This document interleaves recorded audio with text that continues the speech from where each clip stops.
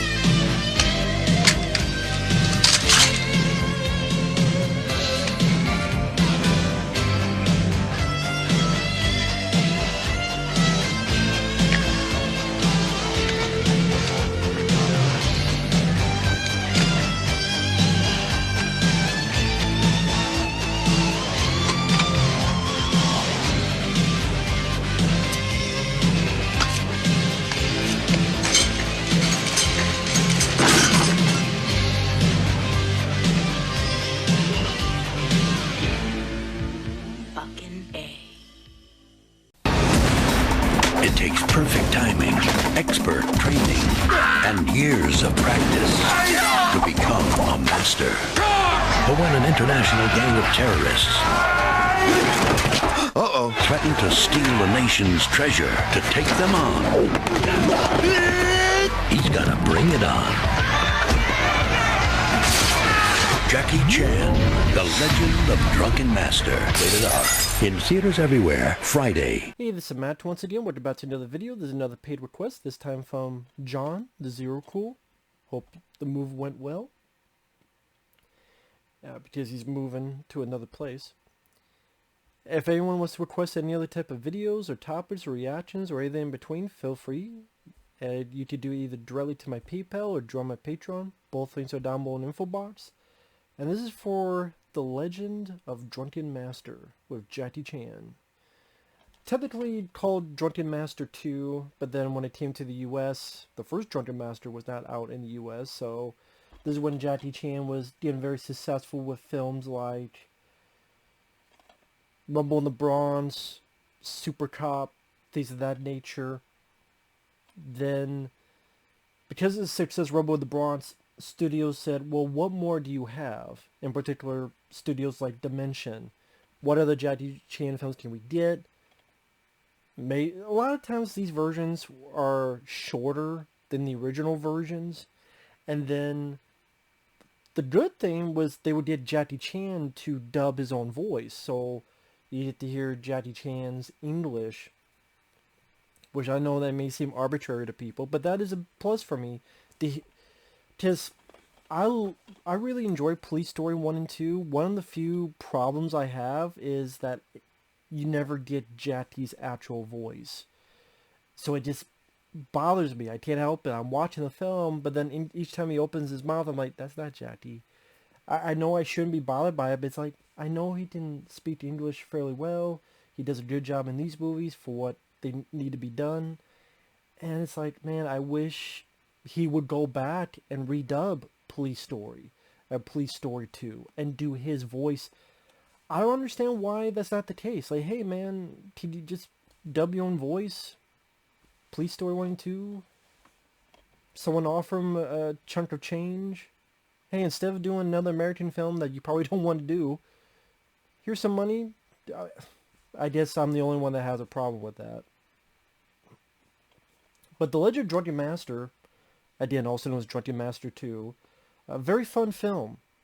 And honestly, you're going into this for the action scenes and the comedy, and the action scenes are superb.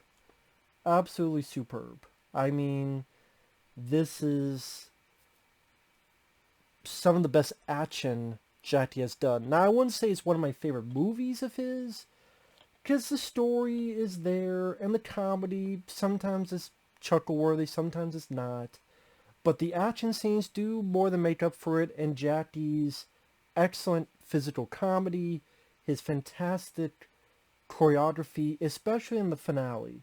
Like, the finale has some crazy, crazy stuff in it, where he's not into hot coals, and one of the guys he's fighting is this ticker guy that's kicking the shit out of him, and when he does his secret power, so to speak, drinking this alcohol, and he's totally drunk and gets to the pristine version of drunken boxing, how quick and mobile, and how he's able to slip and slither, and he even spits on this hot poker and flames come out. And just the insane choreography. You're doing the down the hatch and flying headbutts and crazy kicks. I mean, put it in the dialogue doesn't do it justice. It's fucking insane. This has easily one of the best finales to any Jackie Chan film. Again, it's not my favorite Jackie Chan movie because there's movies that I do enjoy the story more, or I do enjoy the character more, or I enjoy some of the interactions he has with it more. But again, that finale where there's a funny bit at the end where the guy keeps blocking and Jackie literally gets pissed, walks over, and the bad guys kind of look at him confused, like, where are you going? Like, and Jackie just looks at a random box, like, he just fucks up the whole box, and he's smashing stuff himself, and the bad guy's looking going, like, literally just blocking, and it's just Jackie walks through, like, yeah, fuck this. That's pretty damn entertaining. Now, the story of the film is Jackie, at the beginning, is with his dad and the servant of the family, who's also their friend. They get on the train, and they're supposed to be delivering this ginseng. They get on the train, they sneak it on board so they don't have to pay certain taxes, but another guy comes in and steals what he thinks is this artifact, this jade seal of the emperor, but he accidentally tastes the ginseng, and Jackie sees him stealing it. And anytime a fight scene happens, which there's quite a few of them, excellent choreography. This is Jackie in his top shape. I mean, hell, you even look at this here. He was cut up, he was in pristine shape, and just completely fast. And this says 94, but I'm trying to think if this was actually done earlier. I mean, I've heard it say 94, but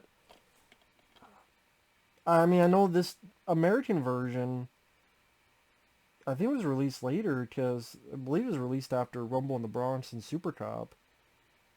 But I guess, like, the original version, like, maybe it was 94. And if you're wondering, there's not much for features. There's a little interview with Jackie Chan, and that's it.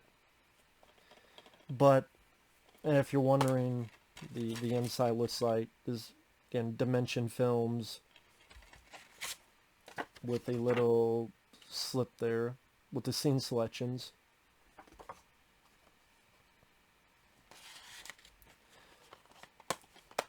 But yeah, he's chasing the guy on the train, then they have this fight under the train. Guy gets away. Meanwhile, the bad guys, they have these workers at this factory, and they keep working them to death, and the workers like, fuck this, we want to leave, but the bad guys won't let them leave. Otherwise, they'll beat the shit out of them and fight them with fire and pipes on fire and ready to burn these guys alive. So pretty much they have to keep working, otherwise they'll get hurt or killed. So meanwhile, Jackie gets with his father and servant back home and realizes the ginseng isn't there, and then has to figure out what to do. Like, this is some of the comedy. Like, the comedy of some guy wants the product that he ordered. So Jackie and the servant and the stepmom, they'll have to figure out, like, what do we do? Do we do this? Do we do that? Do we do that? It was cute, but I wouldn't say it was really hilarious or anything. It's just one of those, oh, okay, you know, tolerable, if that makes sense. And to be honest, it's Jackie's performance. I didn't mind the girl who played his stepmom either. I've seen her in a few other movies. You know, this lady here. I thought she played off Jackie fairly well. I thought the person they got to do the voice of hers fit with the character. And the way she interacted with Jackie, yeah, she's a stepmom, but she's helping out. She's not being a bitch. She's not being mean or rude or crude to Jackie. She's very supportive. You could say more supportive than his actual dad. And I like that they put a little character to her. Like when they were gone, she's gambling with her girlfriends. When they leave, they oh no, we're just lie. We weren't gambling. You know, just make some shit up. So they give her some character. Same with, at one point this guy hits her and she gets pissed, is ready to fight back. I mean, she's not a useless character. Like again, they give her a bit of fun personality to it. And it's one of those films that goes by, even though it's an hour and 40 minutes, it goes by a pretty quick pace. And each time an action scene happens, it's a fairly good showstopper. Like again, when Jackie's under the train with this guy, one has a sword, one has a spear, and these really close calls back and forth while under the train. Later on, they're at a food market. You know, there's this little match that ends in a draw, but then pretty soon after, he just got to fight these four guys in drunken boxing.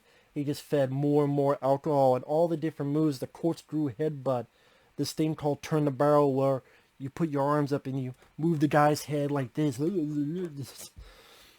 Again, it's a nice mix of physicality, the Charlie Chaplin, Buster Keaton comedy, timing, as well as just the ability to do the moves, and it's a different style. It's not something that you see every day, so it makes it feel more unique. It doesn't seem generic.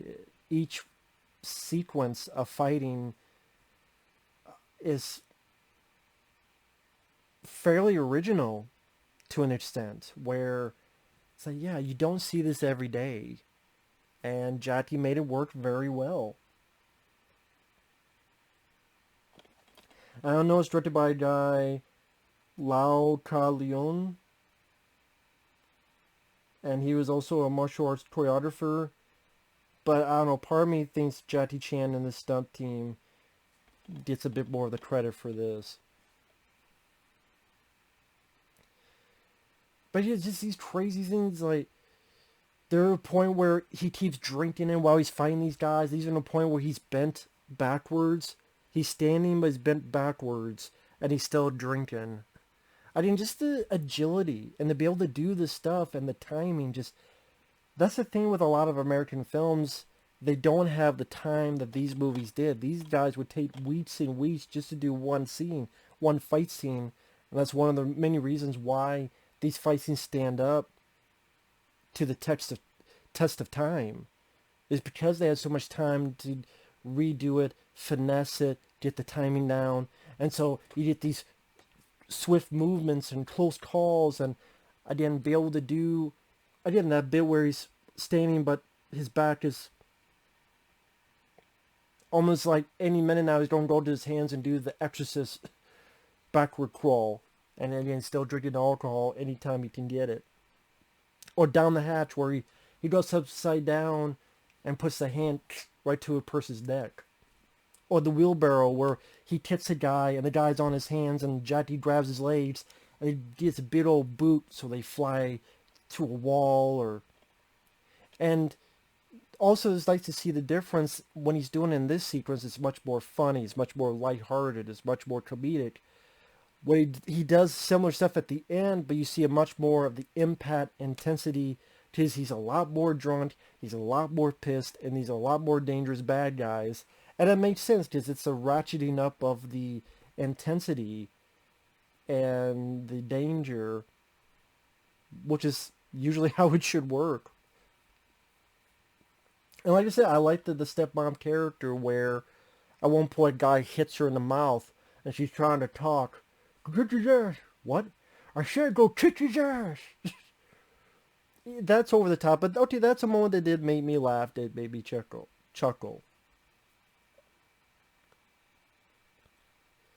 Another big action sequence is Jackie Chan and this other guy. They're in this place, and the bad guys have hired this gang of like hundreds of people, all with axes. And just the amount of people that come out of the woodwork. You ever play Resident Evil 4? If not, there's a scene where you play as Leon Kennedy and you're with this guy, as well as the girl you're supposed to protect. And you get into this room, this house, and the villagers are just all coming full force over and over and over again.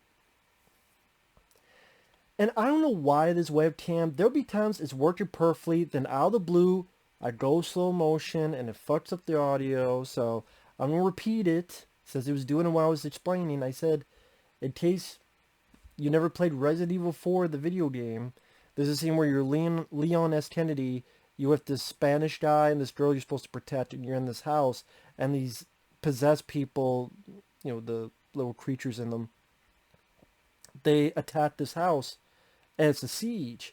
And yet people come out of the woodwork where they're putting on ladders and they're going through the windows, and just people, this kind of reminded me of that. I just, people in the woodwork are just, the guy Jackie's with is breaking the stairs, and all these guys fall down. People are falling through the rafters.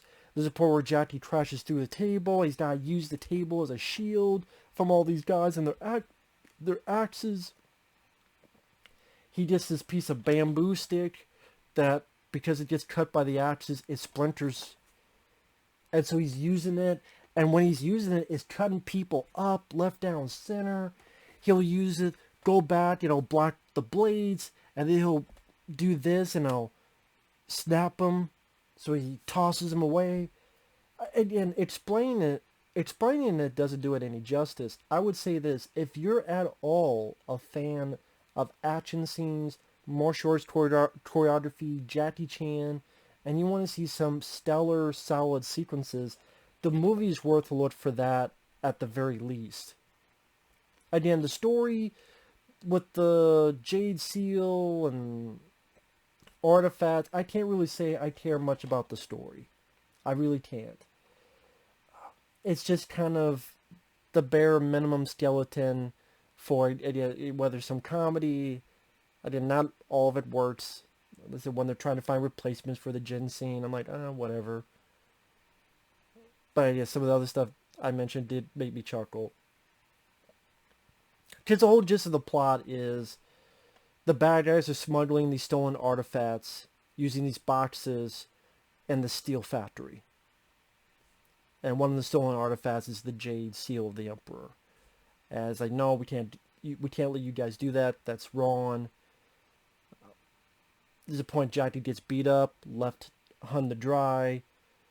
He's embarrassed. He was hurt, but then realizes, hey, he's got to do the right thing. Him and others confront the factory workers, not the workers, but the people running the factory. Big fight breaks out, and again, Jackie has to fight. Well, first off, he fights this chain guy, but then he fights these other two guys. Again, just the amount of harm that he puts on his body, like he gets kicked, and he's on these real hot coals that he's got to go back, and there are times where he's really on fire, and he's got to move and get into this puddle of water, or actually maneuver and dump this thing on, so he's not getting second or third degree burns. I mean, how do you do that, where you get in your mindset? That goes for any stuff, man. The idea in the mindset, I'm going to be on fire, the thing I don't fucking want. Or I'm going to fall back and I'm going to be on this hot coal. There's no way you're not going to feel it. I mean, it's to the point where in the, after these movies, this shows the flubs or the outtakes during the end credits. When Jackie goes over the hot coals, immediately when he gets in, boom, fire extinguisher, sir. As they should. And I cannot stress, this finale is very well done. There's a point where he spits fire on the guy, and the guy starts to burn, sort of a payback. Again, the last fight is easily one of Jackie's best fights I've seen in the film. how the more he gets drunk, the more powerful he becomes, and he just, the swiftness and to be able to, I can't even describe it in a satisfactory fashion. Again, I know it's not much of a review, but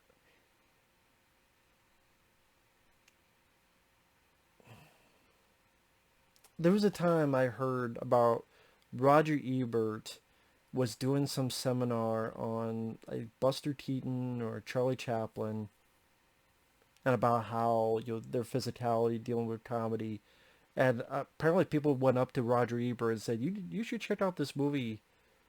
And yeah, it might have been called Drunken Master II at the time, and I think he gave it 3 out of 4 stars, which is a fair rating. And he said, "Yeah, these, especially the finale, it's hard to get better than that in terms of specific fight scenes." And yeah, when you're actually talking about how slick and fast and smooth it goes, it's pretty lengthy too. It's not just 1 or 2 minutes, like pretty lengthy stuff.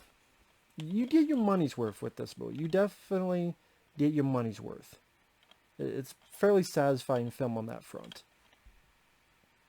So